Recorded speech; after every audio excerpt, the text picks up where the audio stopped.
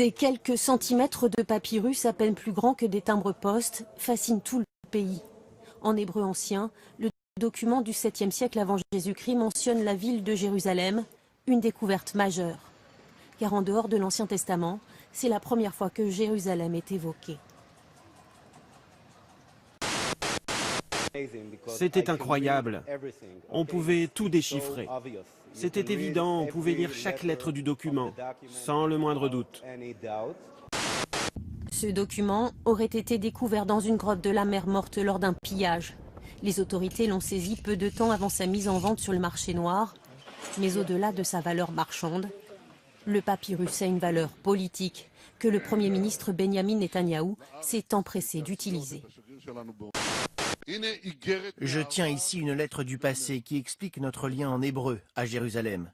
Le document a été probablement écrit par le roi de Judée il y a 2700 ans. Montrer le lien millénaire du peuple juif à la ville de Jérusalem, pour Israël, l'enjeu est de taille. Car le gouvernement israélien mène une campagne contre un projet de résolution de l'UNESCO qui vise à protéger le patrimoine palestinien de la ville.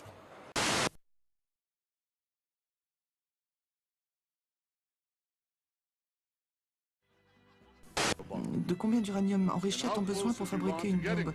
Et à quel point l'Iran se rapproche-t-elle de la fabrication de cette bombe? Alors je vais vous montrer, j'ai apporté un diagramme, un dessin. Voilà le dessin. Voici une bombe. Voici la mèche. Dans le cas du plan iranien de construction de la bombe, cette bombe doit être remplie avec suffisamment d'uranium enrichi. L'Iran doit passer par 3 étapes. La première étape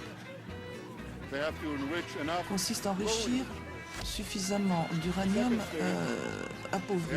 Dans un deuxième temps, ils doivent enrichir suffisamment d'uranium relativement enrichi. Et dans un dernier temps, qui est la dernière étape, ils doivent enrichir suffisamment d'uranium hautement enrichi pour la bombe. Alors, où se trouve l'Iran? L'Iran a terminé la première étape du programme.